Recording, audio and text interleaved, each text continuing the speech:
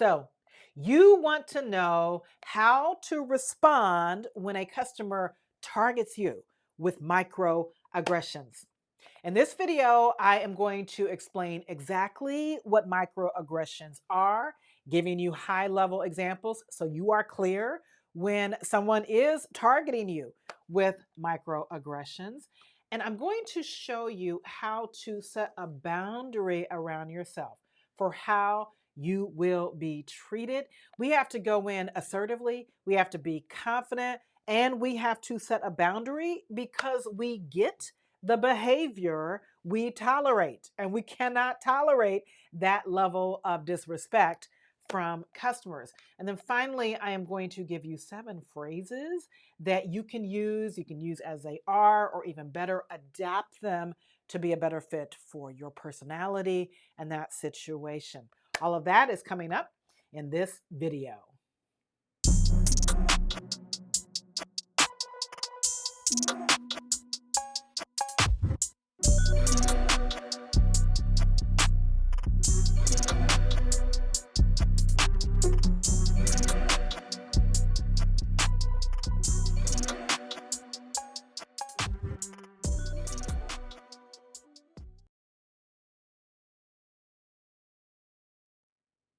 Let's start with, what are microaggressions?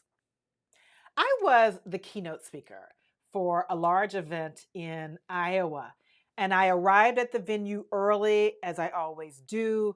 It's important to me to run through all of the audio and visual checks. And I was standing at the AV area, and it was a row of tables, maybe 4 tables, with all of the audio equipment and the controls for lights and video.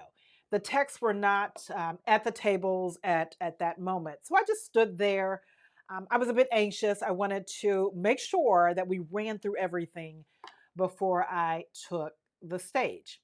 And after a few minutes, a man began to approach the area, and I could tell by the shirt he was wearing, he was part of the AV team. I saw the logo. I could make out the logo that was in the area of the AV.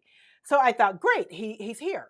And when I made eye contact with him, he looked back at me, but it wasn't like a comfortable, welcoming eye contact. It was almost like a glare, a stare. And my first thought was, I felt like I was intruding. I was standing right next to the AV area, and his glare just made me think that he thought I was too close. I may have read that wrong, but that was my first reaction. But I stood there making eye contact, or at least looking in his direction. He approached, didn't greet me, walked around me, and then went and sat at one of the tables and looked up at me and said to me, "We won't need any food service this morning, but you can get us water." I wish I was making this up.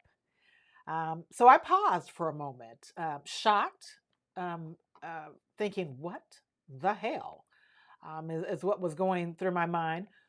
But what I said is, I'm the keynote speaker. And he paused. He didn't look flustered. He didn't look surprised. He didn't look apologetic. In fact, he did not apologize. I really expected that, "Oh, I'm sorry. No. He simply said, "Oh, okay. We can run the AV checks." This is an example of a microaggression.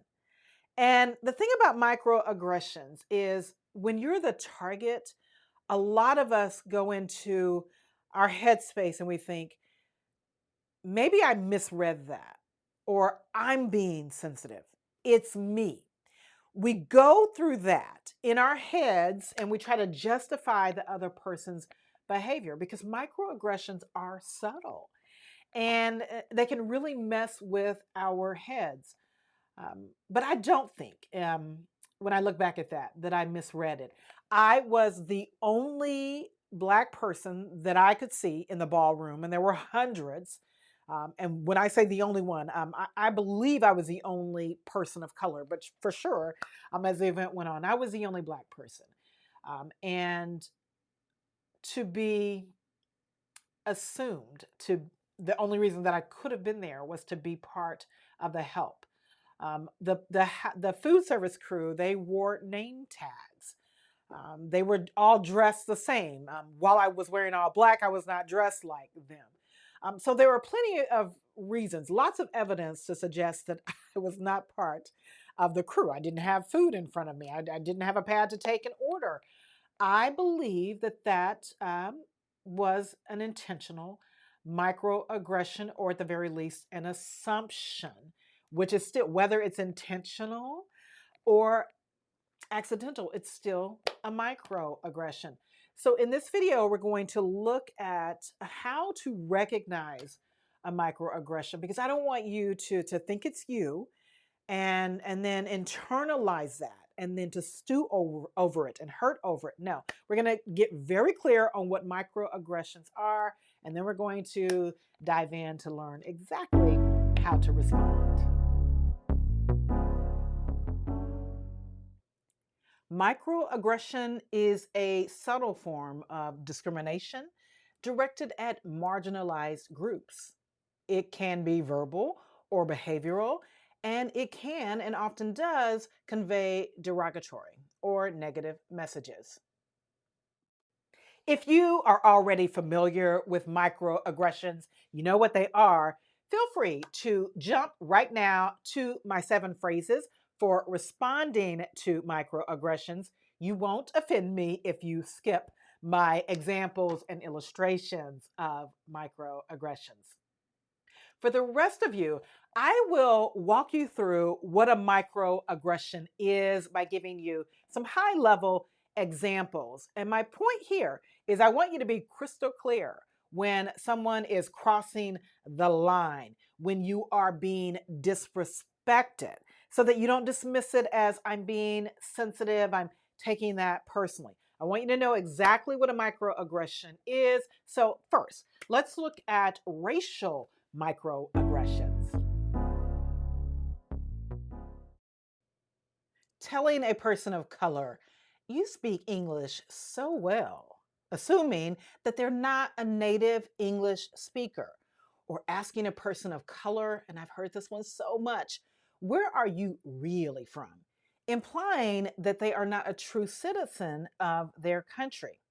Saying, you have rhythm for a white girl. I see this kind of comment often on social media. So be aware that too is a microaggression. Asking, can you transfer me to someone who speaks English? I can't understand a word you're saying. Or saying, I think people should be able to wear their hair the way they want, but are afros, braids, and locks, are they really aligned with our brand? Be careful.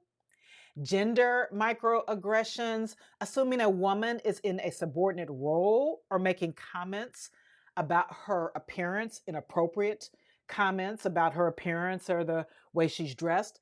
Telling a man, you throw like a girl, implying that being compared to a girl is negative. Sexual orientation microaggressions, making jokes or comments that mock or belittle someone's sexual orientation. And how about this one? Assuming that everyone is heterosexual and using language that excludes or erases other sexual orientations. There's, of course, religious microaggressions, making assumptions about someone's beliefs based on their appearance or their cultural background, using religious stereotypes as a basis for judgment or humor. And there are ability microaggressions, using words like lame or crazy in a derogatory manner, can be hurtful to individuals with disabilities. It can be hurtful to people who have mental illness, assuming that someone with a disability needs help without first asking them. So these examples, these categories illustrate for you what microaggressions look like. And as I read through the list, you may have recognized some of the things that you may have yourself said. I know the last point here I have been guilty of, and it's something I'm still working on, which is offering to help someone who perhaps is in a wheelchair or any other, what I might label a disability, a visible disability, rushing to help, trying to be mishelpful. But that's still, no matter what your intent is, no matter what my intent is, it can be offensive. So if you see something on the list and you think, oh no, that is me, it's okay. Now you know. We just need to be more sensitive in our remarks, in our actions. Now, let's talk about how to handle microaggressions when they are coming from our customers. We are going to address it. Why are we going to address it? We get the behavior that we tolerate, whether that is personally, with a partner, with a friend, with our family, and professionally in the workplace. We get the behavior that we tolerate, and we're not going to tolerate that level of disrespect. So, when it comes to handling inappropriate customers, specifically when we're talking about microaggressions, there are three things that I want us to focus on. Number one, I want you to be assertive. You've heard me say it before. My definition of assertive is say what you mean what you say, and don't be mean when you say it. That is you being assertive. So we're not going to be passive. We're not going to overlook it. We're not going to internalize that negative feeling and deal with it and take it to the next interaction, take that home. No, we won't be passive, and we're not going to be aggressive. We'll be right there in the middle, assertively saying what we mean, meaning what we say without being mean when we say it. The second thing I want you to focus on is confidence. I want you to muster up all of the confidence that is in you when you respond to microaggressions. And if you don't feel confident in the moment, that's okay. We all have moments when we don't feel confident. I want you to fake it. I want you to fake it until you feel it and know that it's okay to fake it. The third thing that we will do when we respond to microaggressions from our customers is I want you to set a boundary. You're going to set a boundary around yourself for how you will be treated, because we do get the behavior we tolerate. So we're going to set a boundary for the respect that we are commanding for ourselves. And this is a good idea for you to do in your personal life as well. It's a great idea. In fact, I want you to do that. All right, so I'm going to give you right now 7 phrases to help you respond to microaggressions. And you can use these phrases whether you are the one talking to the customer face to face, over the phone, in chat, or if you overhear a microaggression. Maybe you are in a face to face environment with your customers and you hear a customer being inappropriate. You can step in and use the phrases that way. If you are a manager and you are brought in to de escalate the situation, you can use the phrases and you can use them personally. You don't have to just be at work serving customers. We need to stand up and we need to speak our truth and not allow others to be disrespected, certainly not allow ourselves to be disrespected. So, as you look at the phrases, as I give them to you, I want you to see yourself using them in any capacity, whether it's you directly or you stepping in for someone.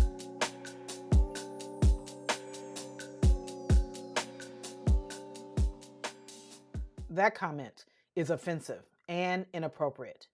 If you speak to me respectfully, we can continue. But if not, I will disconnect this call. It's important to me that we communicate in a way that is respectful to everyone. Please refrain from making such remarks. That's a stereotype, and it's not conducive to a positive interaction. Let's focus on our conversation. I prefer keeping our dialogue inclusive and free from biased remarks. Can we move forward without such comments? That kind of language is not acceptable. Let's ensure our communication is respectful to all. I'm uncomfortable with the tone of that comment. I want to help you, but need you to be respectful and considerate. It's important to be mindful of the language we use to avoid perpetuating stereotypes. Let's keep our conversation respectful and inclusive.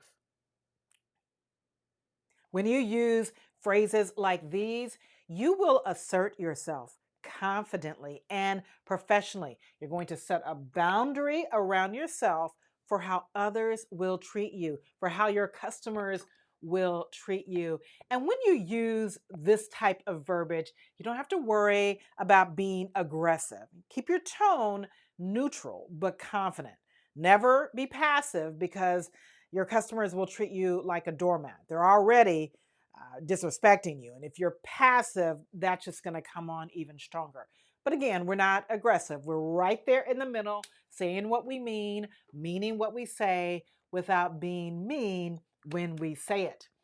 If you need more help dealing with difficult and challenging customers, I have resources that I will share with you at the end of this video. Thank you so much for joining me today.